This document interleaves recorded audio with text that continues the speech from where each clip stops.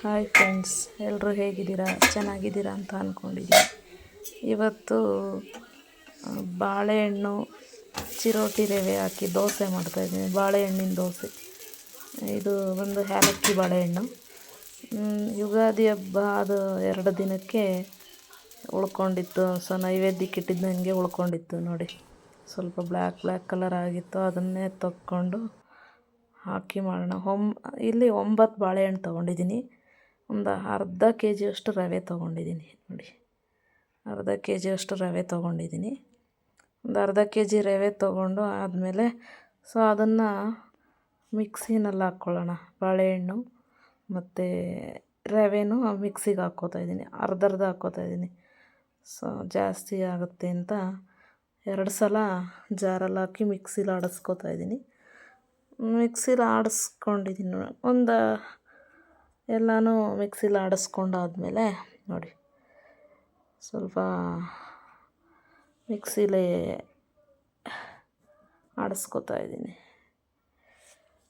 ಬಾಳೆಹಣ್ಣು ಮಿಕ್ಕರೆ ಈ ಥರ ಮಾಡ್ಕೋಬೋದು, ಬೋಂಡ ಮಾಡ್ಕೋಬೋದು. ಅದರಲ್ಲಿ ಬಾಳೆಹಣ್ಣು ಸ್ವಲ್ಪ ಬ್ಲ್ಯಾಕ್ ಆಗಿರುತ್ತಲ್ಲ, ಅದರಲ್ಲಿ ಬಾಳೆಹಣ್ಣಲ್ಲಿ ಬೋಂಡ ಮಾಡ್ಕೋಬೋದು. 2 ಸಲ ಜಾರ್ಗೆ ಹಾಕಿ ಮಿಕ್ಸಿಗೆ ಹಾಕಿ ರುಬ್ಕೊಂಡಾದ್ಮೇಲೆ ನೋಡಿ, ಇನ್ನೊಂದು ಸಲ ರುಬ್ಕೋಬೇಕು. ಇನ್ನೊಂದು ಸಲ ರುಬ್ಕೊಂಡಾದ್ಮೇಲೆ ನೋಡಿ, ರವೆ ತೊಗೋತಾಯಿದ್ದೀನಿ. ಇನ್ನೂ ಒಂದು ಅರ್ಧ ಇತ್ತು. ಒಟ್ಟು ಟೋಟಲ್ ಅರ್ಧ ಕೆ ಜಿ ರವೆ ತೊಗೊಂಡಿದ್ದೀನಿ. ರವೆ ಮತ್ತು ಬಾಳೆಹಣ್ಣು ಇನ್ನೂ ಒಂದು 5 ಉಳ್ಕೊಂಡಿತ್ತು. ಅದನ್ನು ಹಾಕಿ ಅದನ್ನು ಮಿಕ್ಸಿಲಿ ಆಡಿಸ್ಕೊಂಬರ್ತೀನಿ. ಮಿಕ್ಸಿಲಿ ಆಡಿಸ್ಕೊಂಡು ಬಂದಾದಮೇಲೆ ನೋಡಿ ಫ್ರೆಂಡ್ಸ್, ಯಾರೆಲ್ಲ ನನ್ನ ಚಾನಲ್ ಸಬ್ಸ್ಕ್ರೈಬ್ ಮಾಡಿಲ್ಲ ಪ್ಲೀಸ್ ಸಬ್ಸ್ಕ್ರೈಬ್ ಮಾಡಿ, ಶೇರ್ ಮಾಡಿ, ಲೈಕ್ ಮಾಡಿ ಫ್ರೆಂಡ್ಸ್. ನೋಡಿ ಆಗೋಯ್ತು.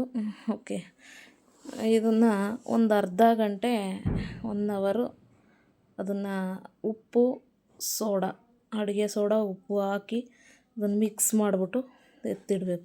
ರುಚಿಗೆ ತಕ್ಕಷ್ಟು ಉಪ್ಪು, ಸೋಡಾ ಸ್ವಲ್ಪ ಹಾಕ್ಬಿಟ್ಟು ಅದನ್ನು ಚೆನ್ನಾಗಿ ಮಿಕ್ಸ್ ಮಾಡಿಬಿಟ್ಟು ಒಂದು 1/2 ಅವರ್ 1 ಅವರ್ ಎತ್ತಿಟ್ಟು, ಬೇಕಾದರೂ ನೀವು ಸ್ವಲ್ಪ ಲೈಟಾಗಿ ಉಳಿಬೇಕು ಅಂದ್ರೆ ಮೊಸರು ಹಾಕ್ಕೋಬೋದು. ಇಲ್ಲಾಂದರೆ ಬೇಡ, ಹಾಕ್ಲೇಬೇಕು ಅನ್ನೋದೇನು. ಸ್ವಲ್ಪ ನೋಡಿ ಗಟ್ಟಿಯಾಗಿದೆ. ನಾನು ಅದಕ್ಕೆ ಸ್ವಲ್ಪ ತೆಳುವಾಗಲಿ ಅಂತ ಒಂದು ಲೋಟ ಒಂದು ಲೋಟ ನೀರು ಹಾಕ್ಕೊಂಡೆ. ಸ್ವಲ್ಪ ನೀರು ಹಾಕ್ಕೊಂಡಾದ್ಮೇಲೆ ಅದನ್ನು ಚೆನ್ನಾಗಿ ಮಿಕ್ಸ್ ಮಾಡಿಕೊಂಡು ನೋಡಿ, ಎಲ್ಲ ಮಿಕ್ಸ್ ಮಾಡ್ಕೊಂಡಾದ್ಮೇಲೆ ತೆಳುವಾಗಿ ಬಂತು. ಅದನ್ನು ಅರ್ಧ ಗಂಟೆ ಮುಚ್ಚಿಡಬೇಕು. ಅದನ್ನು ಸ್ವಲ್ಪ ಅರ್ಧ ಗಂಟೆ ಮುಚ್ಚಿಟ್ಟಾದ್ಮೇಲೆ ನೋಡಿ 1/2 ಅವರ್ ಆಗ್ತಾ ಬಂತು. ದೋಸೆಗೆ ರೆಡಿ ಮಾಡಿಕೊಂಡೆ. ತವ ಇಟ್ಟಿದ್ದೀನಿ ನೋಡಿ. ಎಷ್ಟು ಚೆನ್ನಾಗಿ ಬಂತು ಫ್ರೆಂಡ್ಸ್, ತುಂಬ ಚೆನ್ನಾಗಿ ಥರ ಬನ್ ಟೈಪ್ ಮೆತ್ತಗೆ ಎಷ್ಟು ಚೆನ್ನಾಗಿತ್ತು. ತುಂಬ ಚೆನ್ನಾಗಿ ಬಂತು ದೋಸೆ ನೋಡಿ.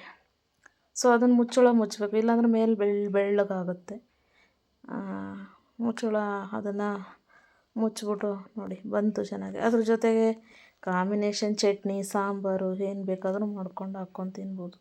ಸ್ವಲ್ಪ ಖಾರವಾಗಿರುತ್ತೆ, ಏಕೆಂದರೆ ಇದು ಸ್ವಲ್ಪ ಸ್ವೀಟ್ ಆಗುತ್ತೆ. ಬಾಳೆಹಣ್ಣಲ್ವ, ನೀವು ತುಪ್ಪನೂ ಹಾಕೋಬೋದು. ನಾನು ಸ್ವಲ್ಪ ಆಯಿಲ್ ಹಾಕಿದೆ. ತುಪ್ಪ ಬೇಕಾದ್ರೂ ಹಾಕ್ಕೋಬೋದು, ಏನು ಬೇಕಾ. ಮತ್ತು thank you for watching friends. Subscribe ಮಾಡಿ, ಶೇರ್ ಮಾಡಿ, ಲೈಕ್ ಮಾಡಿ ಫ್ರೆಂಡ್ಸ್.